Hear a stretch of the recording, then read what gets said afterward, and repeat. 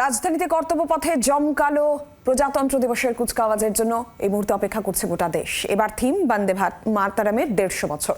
প্রধান অতিথি ইউরোপীয় কমিশনের প্রেসিডেন্ট এবং ইউরোপীয় কাউন্সিলের প্রেসিডেন্ট।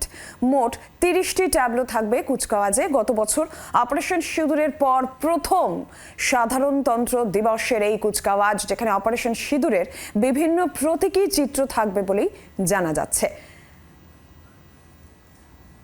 রাজীব চক্রবর্তী রয়েছেন প্রতিনিধি আমাদের সঙ্গে এই মুহূর্তে টেলিফোন লাইনে। রাজীব, যে কুচকাওয়াজের অপেক্ষায় এই মুহূর্তে গোটা দেশ,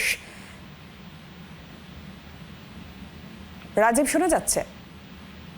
হ্যাঁ, দেখো, কুচকাওয়াজের শুরু হবে কুচকাওয়াজ প্রতি বছরের মতো এবছরও কুচকাওয়াজ শুরু হওয়ার কথা, কিন্তু নির্দিষ্ট সময় একটু পিছিয়ে দেওয়া হয়েছে। তার কারণ দৃশ্যমানতা দিল্লিতে গত কয়েকদিন ধরে যেভাবে কম ছিল, সেই বিষয়টিকে মাথায় রেখে এবার কুচকাওয়াজের প্রোগ্রাম শুরু হবে সকাল 10:30টায়।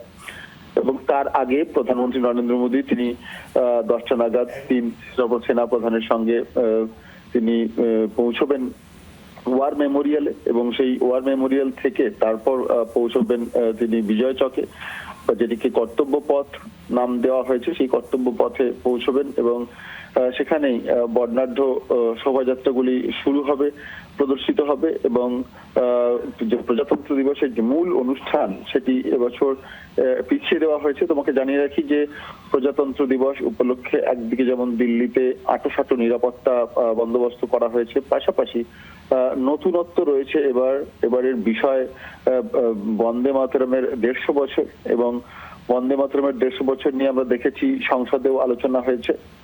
এবার এই বন্দে মাতরমের 150 বছর উপলক্ষে বিভিন্ন রাজ্য থেকে বিভিন্ন যে রাষ্ট্রায়ত্ত সংস্থা রয়েছে, তাদের যে শোভাযাত্রাগুলি, সেগুলি এবার ঠাঁই পেয়েছে এবং প্রদর্শিত হবে। তোমাকে জানিয়ে রাখি যে পশ্চিমবঙ্গ থেকে এবার কিন্তু এই বন্দে মাতরমের 150 বছর উপলক্ষে এবার স্বাধীনতা সংগ্রামে বাংলার ভূমিকা, এই বিষয়টিকে তুলে ধরা হয়েছে। এবং সেখানে ঋষি বঙ্কিমচন্দ্রের মূর্তি রাখা হয়েছে এবং তারপরে স্বাধীনতা সংগ্রামীদের মূর্তি রয়েছে বাংলার ট্যাবলোতে। এবং সেই ট্যাবলো কিন্তু আজ কিছুক্ষণ পরে যখন অনুষ্ঠান শুরু হবে অবশ্যই। রাজীব, ধন্যবাদ।